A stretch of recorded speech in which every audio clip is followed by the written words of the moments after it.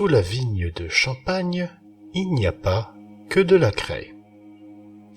Et, pour s'en assurer, il suffit de se rendre dans un petit village, dans la Marne, où, à Fleury-la-Rivière, j'ai pu visiter la cave aux coquillages.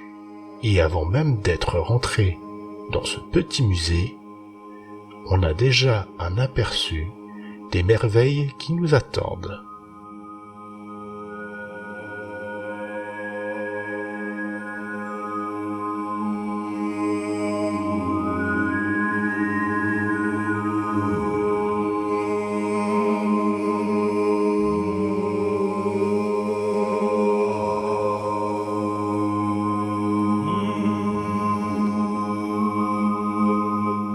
Devant l'abondance de fossiles et sachant le temps nécessaire pour réaliser des pièces avec une telle esthétique, on sent déjà que la cave est le résultat d'un passionné.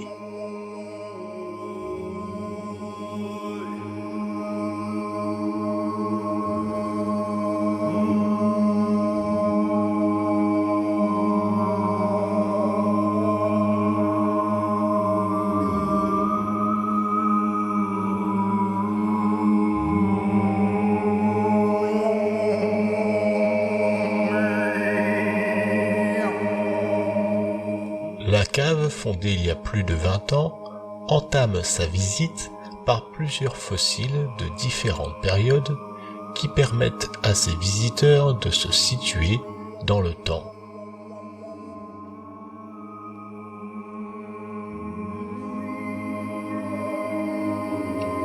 Des premiers invertébrés, en passant par les célèbres ammonites, on avance dans le temps jusqu'au Lutétien moyen, âgé de 45 millions d'années, date à laquelle se sont déposés les sables qui forment la cave, dans laquelle les visiteurs peuvent voir les niveaux à coquilles encore en place. La cave creusée à même la formation fossilifère laisse apparaître certains de ses trésors, mais ce voyage à travers le sable et le temps est une promenade déconseillée à ceux qui souffrent de claustrophobie.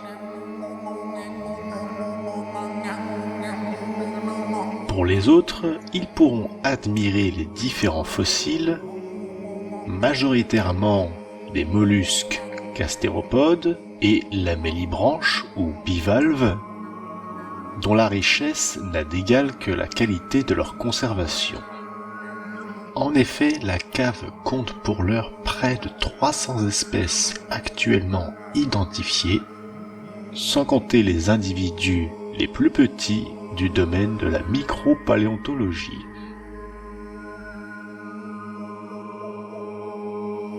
Mais parmi tous les gastéropodes que l'on peut trouver à la cave aux coquillages, il en est un qui a fait la renommée du site. Je veux bien sûr parler du Campanile giganteum, une espèce de gastéropode qui pouvait atteindre près de 60 cm de longueur et qui est considérée comme l'une des plus grandes espèces de ce taxon.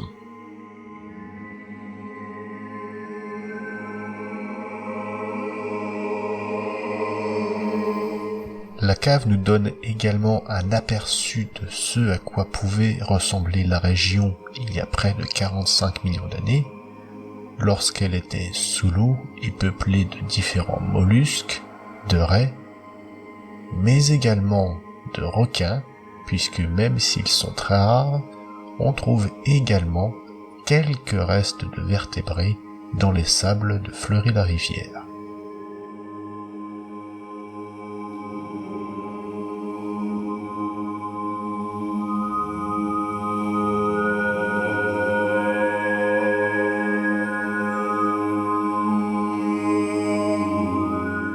Bien qu'elle soit pour l'heure interdite au public, la future galerie nous est exceptionnellement ouverte. Il serait difficile de croire à des fossiles si ceux-ci n'étaient pas encore conservés dans la roche. L'hypothèse la plus probable pour expliquer cette richesse et cette conservation serait un apport massif de sable pendant un temps très court qui aurait recouvert les animaux, les asphyxiant mais également les protégeant des ravages du temps.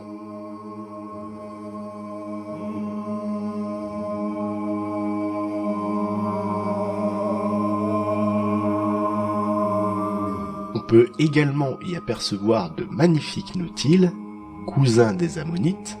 Ces dernières ne seront pas visibles ici, puisqu'elles ont disparu à la grande extinction survenue il y a 66 millions d'années.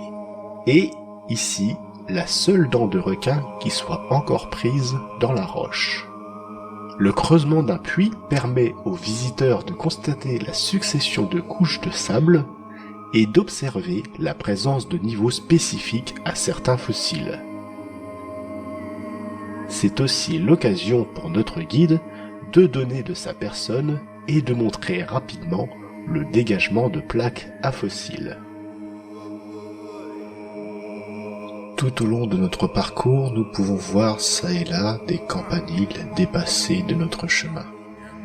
Et même si on a l'habitude de voir tous les jours des fossiles, il est impressionnant de constater la richesse et la qualité des fossiles que nous offre la cave aux coquillages. Il m'a été tout simplement impossible de compter le nombre de campaniles, tant il y en avait. Arrivé à la fin de notre visite, il nous est rappelé l'importance des sols et du terroir dans la fabrication du champagne, puisque la cave est avant tout la propriété d'un vigneron. Il est également rappelé qu'on ne peut pas creuser comme on veut au milieu des sables de Fleury-la-Rivière pour des raisons de sécurité. On accède pour finir au laboratoire où sont dégagés les fossiles, mis en valeur et bien évidemment identifiés afin de connaître l'espèce à laquelle appartient notre individu.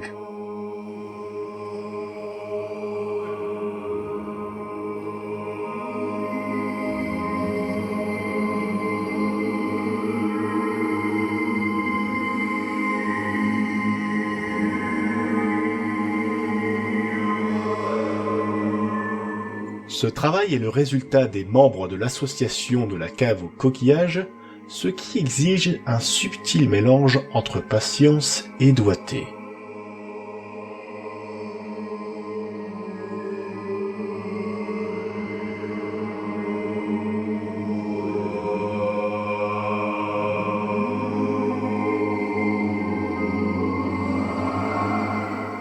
Dans le futur, de nouvelles activités seront proposées au public et on ne peut qu'admirer le travail du maître des lieux afin de faire connaître la richesse de ce site. Et qui sait quel trésor se dissimule encore dans la cave aux coquillages. Un grand merci au Champagne Le Grand Latour, dont la gentillesse n'a d'égal que leur passion pour les trésors dont ils sont les gardiens. N'hésitez pas à aimer et à partager cette vidéo, ça leur fera plaisir autant qu'à moi. Abonnez-vous si ce n'est pas déjà fait. Vous pouvez commenter la vidéo si vous avez des questions ou des observations à faire. Vous pouvez me laisser un pourboire sur Tipeee pour davantage de contenu et pour plus de qualité. Je remercie d'ailleurs Justine et Christophe. Je suis également disponible sur Twitter et Facebook. On se retrouve donc sur les réseaux sociaux et pour les autres je vous dis à la prochaine dans une future vidéo. Ciao.